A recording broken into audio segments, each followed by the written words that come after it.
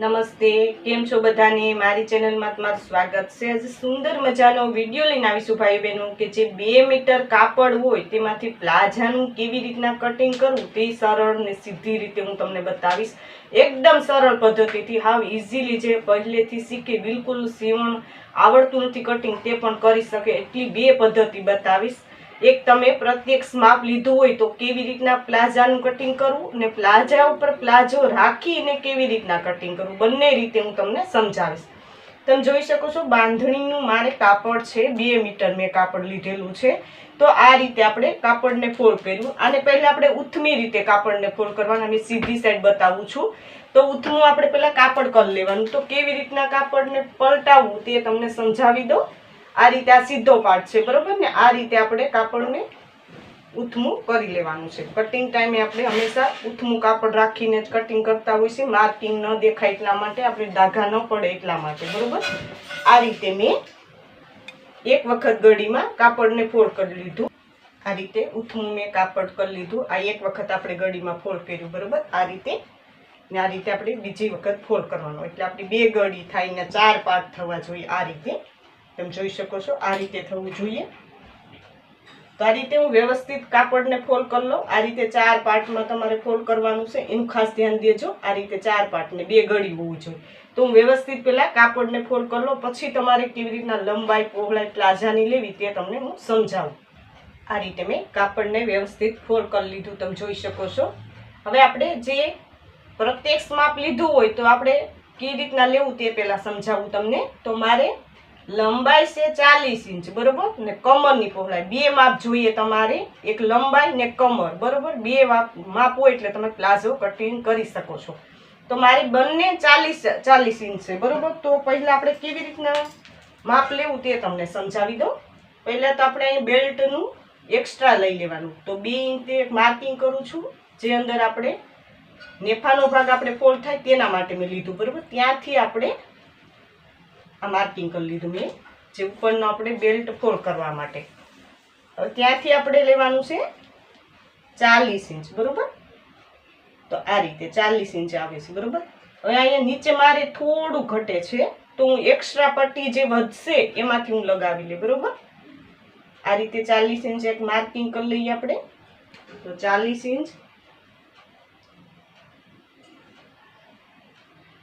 Extra આપણે 2 inch લેવાનું હોય છે. તો મારે ઘટે છે, તો હું આ જે પટ્ટી આપણે સાઈડમાંથી વધી એ આપણે અહીંયા લગાવીને અંદરની સાઈડ ફોલ્ડ કરી લઈએ, એટલે મારે પૂરેપૂરું લંબાઈમાં ઘટે નહીં, બરોબર? એ રીતે તમે કરી શકો. તમારી જેટલી લંબાઈ હોય એમાં તમારે 4 ઇંચ વધારી લેવાનું છે, ઉપર બેલ્ટનું ને નીચે મોરીનું ફોલ્ડ કરવા માટે 2 ઇંચ, બરોબર?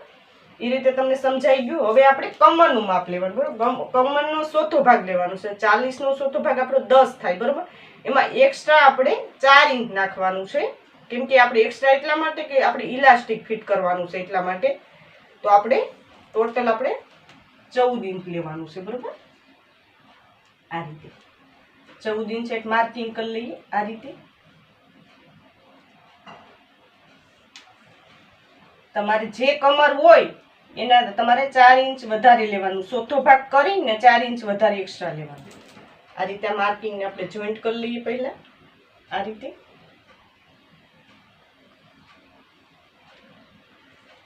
હવે ત્યાંથી આપણે સીપની લંબાઈ લેવાની છે, બરાબર? જે જોડાનો ભાગ હોય તેના માટે. તો આ રીતે 14.5 ઇંચ લઈ લઉં છું હું, અડધો ઇંચ આપણે વધારે લેવાનું. આ રીતે 14.5 ઇંચ રાખીને આપણે અહીંયા માર્કિંગ જોઈન્ટ કરી લઈએ. અહીંયા પણ 14.5 આવવું જોઈએ, બરોબર? આ રીતે હવે આપણે સીટની જે શેપ દેવા માટે, ગોલાઈ દેવા માટે 2 ઇંચ અહીંયા લેવાનું છે એક્સ્ટ્રા. તો 2 ઇંચ લઈ લીધું મેં.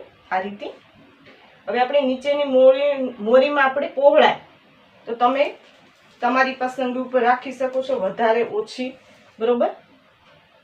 હું ટોટલ 12 ઇંચ રાખું છું. તમે આમાં 13-14 લઈ શકો, બરોબર? વધારે તમારે પહોળાઈ જોતી હોય પ્લાઝાની તો વધારે લઈ શકો, ને ઓછી પહોળાઈ જોતી હોય તો તમે 10 પણ લઈ શકો ને 9 પણ લઈ શકો, બરોબર? મારે થોડો પહોળો કરવાનો છે એટલે 12 ઇંચ મારે રાખવાની છે, એટલે હું 13 ઇંચ લઈ લઉં છું, બરોબર? 13 ઇંચ, 1 ઇંચ આપણે સિલાઈમાં જશે.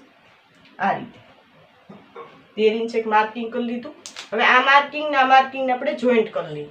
તો કેવી રીતના જોઈન્ટ કરવું તે તમને સમજાવી દઉં. પ્લાઝામાં આ રીતે, બરોબર, આ રીતે ગોલાઈમાં આપણે જોઈન્ટ કરી લીધું. આ રીતે થશે, બરોબર. હવે આપણે અહીં જોડાના ભાગે આપણે શેપ આપી દઈએ. આ રીતે આપણે ગોલાઈ આપી દેવાની છે. આ રીતે મેં તમને પ્રત્યેક માપમાં કેવી રીતના પ્લાઝો કટ કરવો તે સીધું ને સરળ બતાવી દીધું. હવે આપણે તમને બિલકુલ માપ લેતા નથી આવડતું, બરોબર.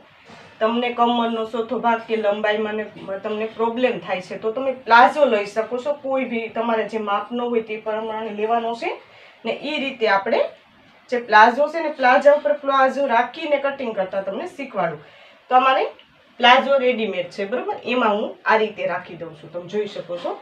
એમાં પણ તમારે એ રીતે જ માર્કિંગ કરવાનું રહેશે. આ રીતે જે આ માર્કિંગ છે અહીંયા આપણે 2 ઇંચ વધારે લેવાનું છે ને આ રીતે રાખી દેવાનું છે ને બધી જગ્યાએ માર્કિંગ તમે જોઈ શકો છો. આ રીતે જે છે એને આ રીતે માર્કિંગ કરી લેવાનું, બરોબર. અહીંથી આ રીતે શેપ. આ મારે ઓછા પ્લાઝો ઘેરવાળો, મારે ઘેરવાળો બનાવવાનો છે એટલે મેં વધારે લીધું. તમારે આ જ માપનો બનાવવો હોય તો તમારે સિલાઈ માટેનું 1.5 ઇંચ રાખીને આ રીતે શેપ લઈ લેવાનો, બરોબર. આ રીતે જોઈન્ટ કરી લેવાનું. આ રીતે તમે કરી શકો છો. ખાલી ફક્ત તમારે સિલાઈ માટેનું એડ કરીને બધી જગ્યાએ માર્કિંગ કરી લેવાનું. આ રીતે ને આ રીતે આપણે 2 ઇંચ અહીંયા રાખવાનું છે ને 2 ઇંચ આપણે અહીંયા રાખવાનું છે. જે મોરી ફોલ્ડ કરવાનું ને આપણે બેલ્ટ ફોલ્ડ કરવાનું. આ રીતે પણ તમે કરી શકો છો. તો મેં બંને રીતે તમને સમજાવવાની પૂરેપૂરી કોશિશ કરી કે પ્લાઝો કટિંગ કરવો હોય તો સીધું ને સરળ કેવી રીતના કટિંગ કરવું, બરોબર. જેને માપ લેવામાં પ્રોબ્લેમ થતો હોય તો આ રીતે પણ પ્લાઝા ઉપર પ્લાઝો રાખીને પણ તમે કટિંગ કરી શકો છો. તમે બંને પદ્ધતિ તમને સમજાવી દીધી છે તો આ રીતે તમે જરૂર ટ્રાય કરજો અને મને કોમેન્ટ બોક્સમાં કોમેન્ટ કરજો. ને આ રીતે ભાઈઓ બહેનો મેં ઓનલાઈન ફરમા દેવાનું પણ સ્ટાર્ટ કરેલું છે. તો નીચે વોટ્સઅપ નંબર આપેલા, તેમાં તમે કોલ કરીને મંગાવી શકો છો કોઈ બી સાઇઝના, બરાબર. આનું કટિંગ કરીને તમને બતાવું કે કેવી રીતના કટિંગ થશે.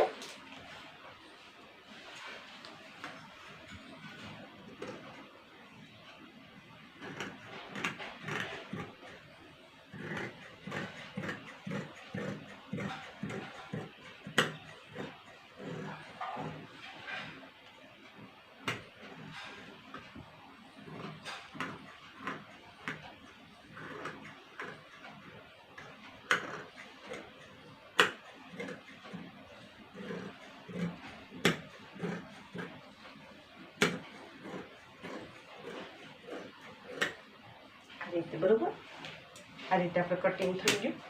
હવે આપણે નીચેની પટ્ટી ઘટતી હતી તેને પણ આપણે કટિંગ કરી લેવાની. તમારે કદાચ ઘટતું હોય કાપડ તો તમે એ રીતે કટિંગ કરી શકો છો. આ રીતે મોરીના ભાગે આ રીતે રાખી દેવાનું, બરોબર. જેટલી આપણી મોરી છે તેટલી રાખી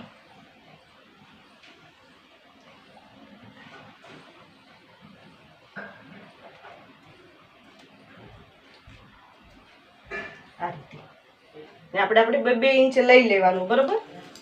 2 ઇંચ રાખી ને પછી આપણે કટિંગ કરી લેવાનું. હું તમને માર્કિંગ બતાવું એ રીતે તમારે કટિંગ કરી લેવાનું છે.